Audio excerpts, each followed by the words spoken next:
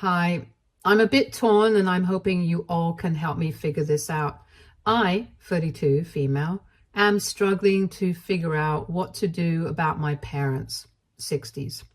They're trying to reconnect with me, but it's kind of complicated and I need help figuring out how to approach this whole thing.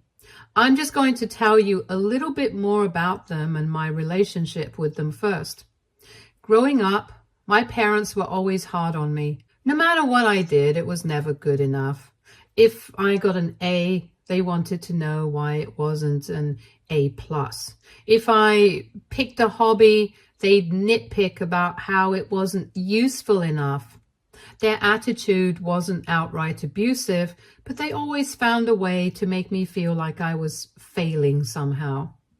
When I made big decisions, they'd act like I was incapable of thinking for myself, and they'd do everything they could to meddle with my life. And that's where things really blew up later on. When I was 23, I married my ex-husband, Jake, 34 male. Jake and I were high school sweethearts, so we figured we'd get married once we were done with college and had settled down a little. For the first time ever, my parents seemed to like my choice of a partner. In hindsight, I think they probably liked him because he came from a well-off family and seemed put together.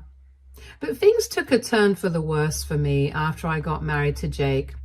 As soon as we got married, it was like a switch inside Jake got flipped, and he became this horrible human being. He became extremely manipulative and controlling. He constantly criticized me, isolated me from friends, and had a very short temper. Things got so bad that I felt like I was walking on eggshells every single day. I know a lot of you are going to ask why I didn't leave him as soon as I saw his behavior start to change. But I want you to know that things weren't that easy for me. I barely had an understanding of what a good relationship looked like. Besides, I was very young and I thought that I was in love. I thought that Jake was going through a rough time and that he had no idea about how to deal with his own emotions. So he was taking it out on me. I know it sounds stupid, but I loved him, and I tried my best to convince myself that I just needed to be there more for him. But after years of tolerating his nonsense, I realized I needed to leave him, and no amount of talking or yelling was going to change the way he treated me. It took a while to gather up all the necessary funds, but when I finally decided to escape, I went to my parents for help. I only went to them because I had been open and honest with them about what Jake was like. I started doing that a few months before I was planning to leave Jake because I figured that they'd help me out. Once again, in hindsight, I should have known that they would have helped me out because every time I told them about something Jake said or did, they would find ways to make me feel bad about it instead of supporting me or even just comforting me.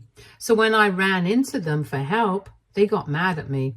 They said I was being immature for throwing my marriage away and that I needed to stick it out because getting divorced was very shameful. I think that the worst thing they did to me during that time was tell Jake where I was staying. My plan was to stay with them for 2 weeks while I spoke to Jake about getting a divorce because I knew that Jake would lose his mind and hurt me if I lived with him. I didn't want Jake to know where I was at all, and I figured that if he ever did find out where I was staying, having my parents around would at least stop him from hurting me in any way. But after staying with my parents for only 3 days, they ended up calling Jake to let him know that I was staying with them and that he could come over whenever he wanted so he could talk to me. They thought they were helping me reconcile, but they put me in serious danger. Thankfully, Jake didn't do anything more than just cry and beg me to go back, but after that, I knew I couldn't count on my parents for anything. I left their house and ended up staying with a friend. I barely spoke to them much, but up until then, they still called me regularly to check in on me and to tell me how wrong I was for continuing with the divorce. It took a while, but once the divorce was finalized, I never heard from my parents again. I didn't get a single call or a text or even a holiday card from them. It was like I didn't exist. At first, I was heartbroken. I spent months crying over the fact that my own parents had turned their backs on me. But eventually I realized I couldn't dwell on it forever because I had much bigger fish to fry. I mean, I literally had to rebuild my life from scratch. The next few years were hard, but life-changing. I moved to a new city and started therapy, which helped me heal from both Jake's abuse and my parents' abandonment. I worked my butt off to establish a career in graphic design, which was something I'd always been passionate about. Slowly but surely, things started to look up for me. About 2 years ago, I met Eric, 36, male, who's now my husband. He's kind, supportive, and everything Jake wasn't. He has a 10-year-old daughter, Sophie, from a previous relationship, and we've built a beautiful little family together. We got married just a few months ago, and life finally feels stable and happy. And now onto the situation that has brought me here. About a month ago, a local filmmaker released a cautionary documentary about financial and emotional abuse.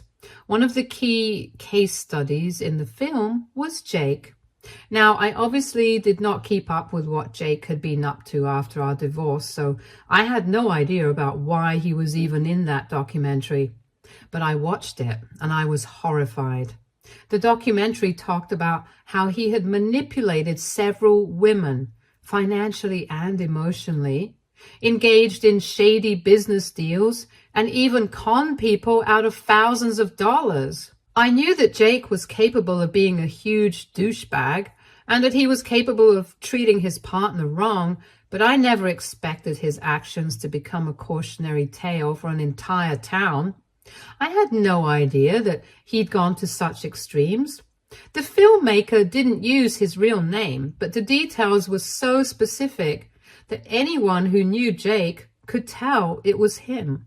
After the documentary came out, my phone started blowing up.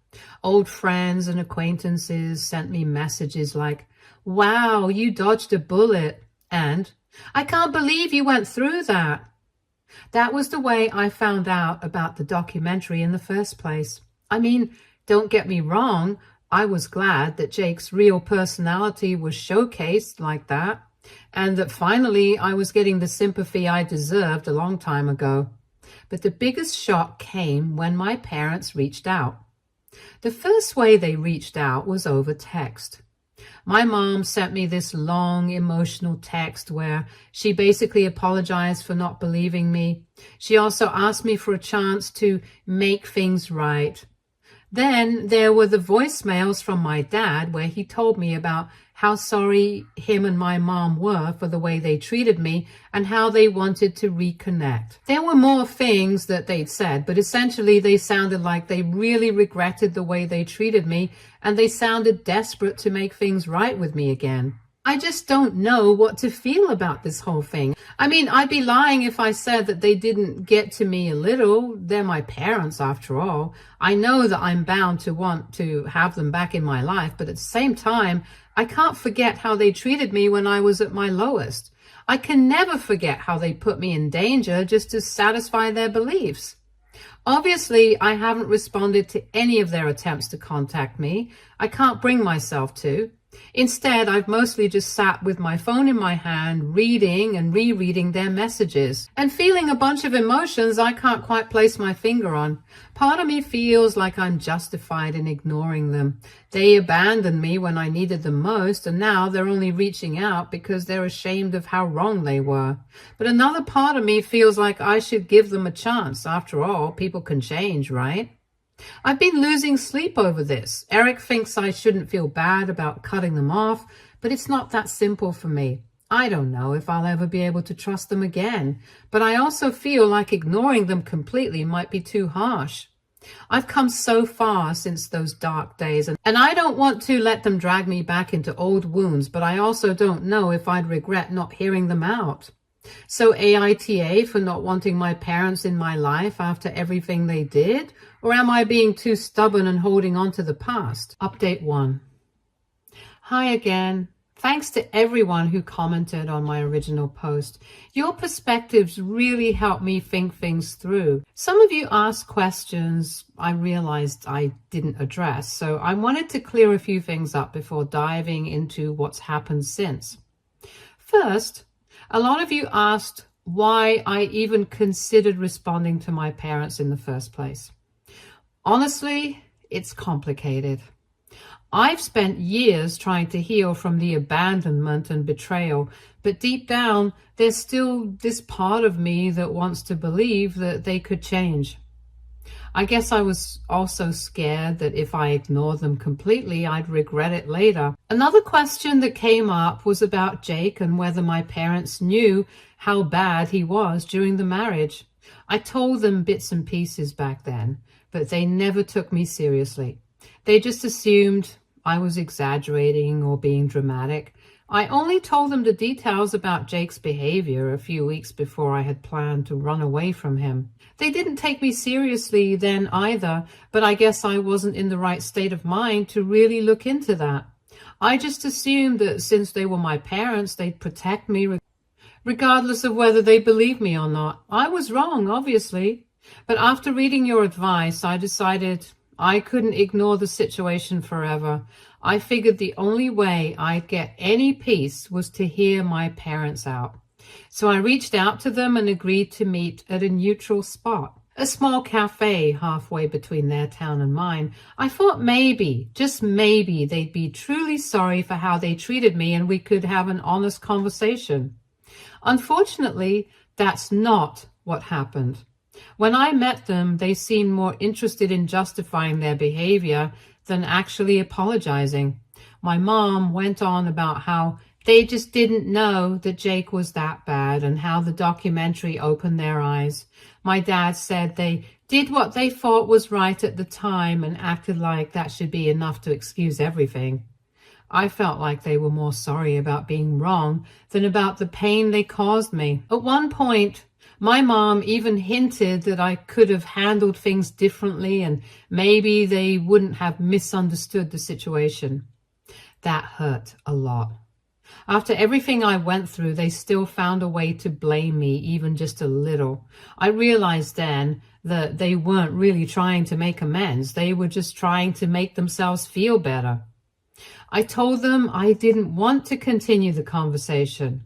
I said that I was happy with my life as it was and that I wanted things to go back to how they'd been before they reached out. Us living separate lives. They looked shocked and tried to argue, but I left before they could talk me into staying. It wasn't an easy decision, but I felt like it was the right one for me and my family. That should have been the end of it, but then they crossed a line I couldn't ignore. Last weekend, Sophie had a school play. It was something she'd been looking forward to for weeks, and Eric and I were so proud of how hard she worked on her part. So you can imagine my surprise when I saw my parents sitting in the audience. I never told them about the play, so they must have gotten the details from Eric's Facebook. Don't worry, we've updated our privacy settings now. They didn't just show up, they acted like they were part of our family. They introduced themselves to other parents as Sophie's grandparents. Sophie was confused and asked Eric who they were. It was such an uncomfortable moment. I had to pull my parents aside and tell them to leave. My mom started crying and said I was punishing them for their past mistakes.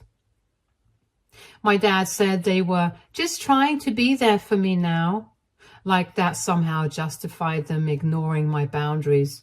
I didn't want to make a scene, especially with other parents and kids around, so I asked them to leave as calmly as I could. They didn't make it easy and they kept trying to cause a scene, but I somehow managed to get them to calm down and leave. After they left, Eric and I were both furious. He's been incredibly supportive through all of this, but it feels like my parents are trying to force their way into our lives in the worst possible way. He was already upset and mad at my parents for mistreating me in the first place, and then for choosing to still not take accountability for their actions. He's also protective of Sophie, and he's worried about how their behavior might confuse or upset her. He's also worried that they're going to take things too far and maybe start using Sophie to get to me.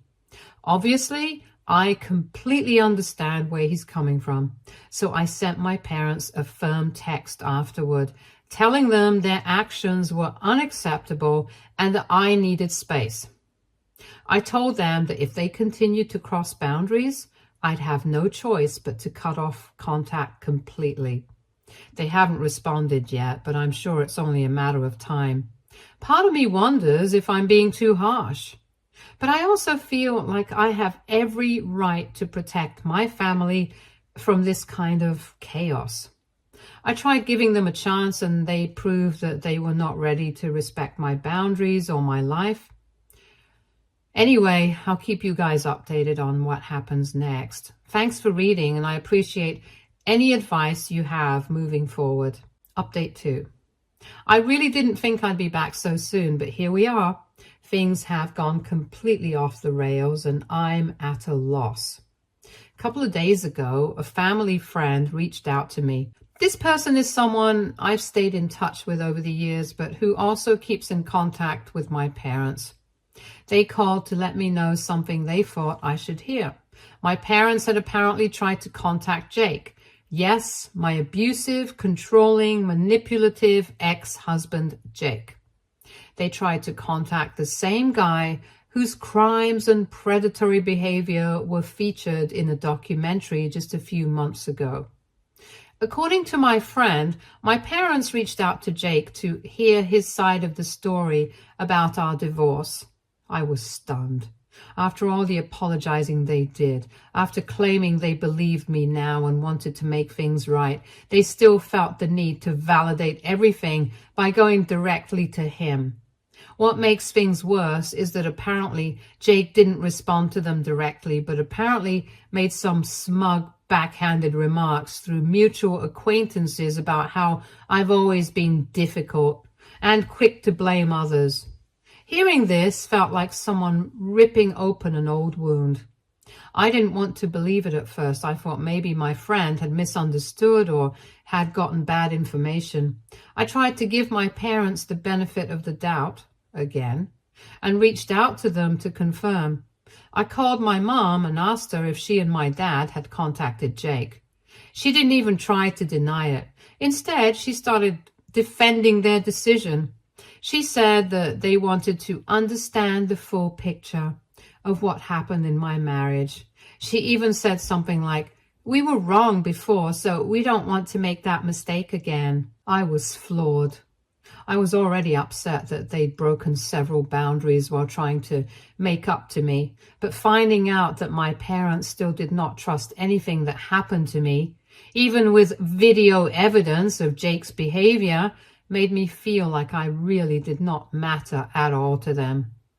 My dad chimed in during the call and doubled down. He said that Jake's behavior in the documentary was concerning, but it didn't necessarily mean he had been a bad husband. They also insinuated that I might have been exaggerating my struggles back then and that they just wanted clarity. Their complete lack of remorse was like a slap in the face.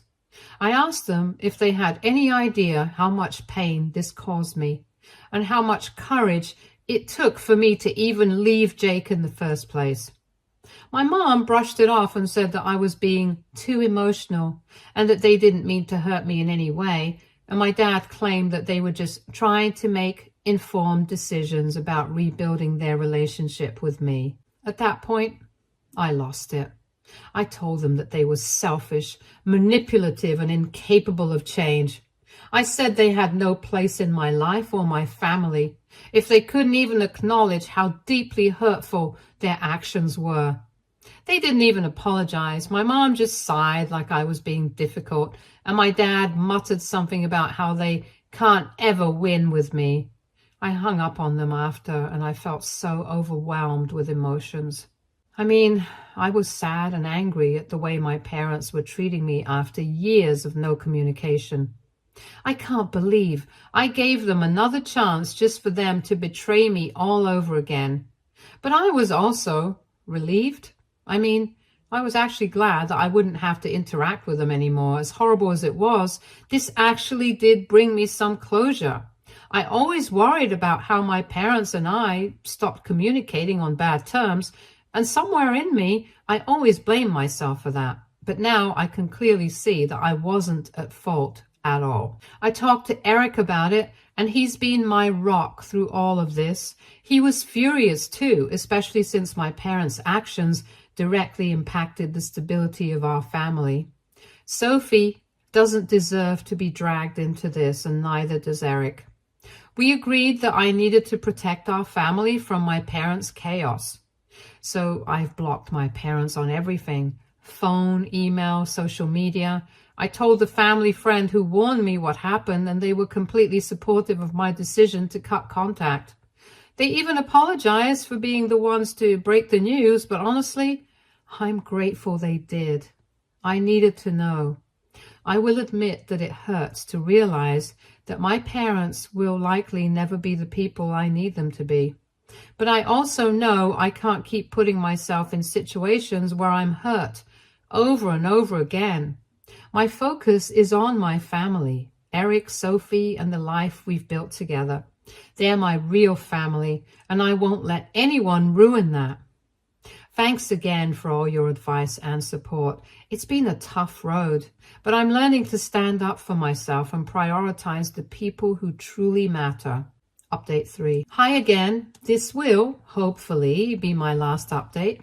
After everything that's happened, I've decided it's time to put a final stop to my parents' interference in my life. Things escalated in a way I never imagined, and I've had to make some tough decisions for the sake of my family. A couple of weeks ago, I got a call from Sophie's school. The principal wanted to let me know about an odd situation involving my parents. Apparently, they had reached out to the school directly and claimed that they were Sophie's grandparents. They apparently wanted to volunteer for an upcoming school event. They said it was their way of bonding with their granddaughter and insisted they had my permission. Thankfully, the school was suspicious enough to contact me first instead of just accepting their offer. I was horrified. I was pretty clear when I told them that I wanted nothing to do with them. But the fact that they chose to ignore everything I had to say and go straight for my family made me see red. They knew that I did not appreciate the fact that they showed up to Sophie's play without notice, and they knew that I wanted them to stay away from her. The fact that they crossed this line made it clear that they weren't going to stop unless I took serious action. Eric was equally furious. He said that he felt like they were trying to undermine us as parents and force their way into Sophie's life without our consent. That was the breaking point for me. I realized my parents were never going to respect boundaries or take no for an answer. They had already shown a complete disregard for my feelings and safety, and now they were involving Sophie in their mess. It was time to protect my family in a way I hadn't before. Eric and I decided to consult a lawyer about filing a restraining order. The process was emotionally draining, to say the least. I had to recount everything, from their abandonment after my divorce to their recent behavior, including trying to contact Jake and showing up at Sophie's school play. The lawyer assured us we had a strong case and helped us file the paperwork. When my parents were served, their reaction was predictable. My mom left me a rambling voicemail where she was just crying about how I was tearing the family apart and accusing me of overreacting. My dad, on the other hand, sent an email from a new email, since I'd blocked his old one, accusing me of being cold-hearted and saying I was poisoned by Eric's influence. Both of them also kept hinting that I was too dumb to know what I was doing and that I was going to regret what I was doing to them. All I could hear was the fact that they still couldn't take accountability for their actions and instead chose to double down on blaming me. They tried to contest the order as well, and they did their best to disprove every evidence I had of their treatment of me and my family. Unfortunately for them, I had a mountain of evidence against them, and that wasn't even with me trying to collect evidence. They had treated me so badly for years that even the judge saw it and granted the restraining order. The order includes provisions that prevent them from contacting me, Eric or Sophie, in any way, including through third parties. If they violate it, they'll face legal consequences. To make sure we're fully protected, I've taken additional steps. I told everyone in my life, friends and family, that if anyone tries to reach out to me on my parents' behalf, I'll cut them off immediately. Thankfully, no one has tested this boundary so far, and most people have been incredibly supportive. Since the restraining order was put in place, my parents have tried to contact me a few times through indirect means. They sent letters to my old address, which were forwarded to me by my mail service, but I haven't opened them. I'm keeping them as evidence in case I need to prove they're still violating boundaries. This whole ordeal has been exhausting both emotionally and physically. There's a part of me that feels sad about how things turned out. I wish my parents could have changed, but I've come to accept that they are who they are, and I can't keep sacrificing my peace and happiness, hoping they'll become better people. Eric and I have decided to focus on moving forward. We're considering taking a family trip with Sophie to get a change of scenery and create some positive memories together. I'm also seeing a therapist to work through the lingering guilt and hurt from everything that's happened with my parents. If I'm being honest, I finally feel like this entire chapter of my life has come to an end. I've done everything I can to protect myself and my family, and I've set boundaries that I intend to enforce. My parents had plenty of chances to rebuild our relationship, and they blew every single one of them. Thank you to everyone who has supported me through this mess. Your advice and encouragement have meant the world to me, and I truly appreciate it. Stay tuned for more stories from Our Girl Relationships.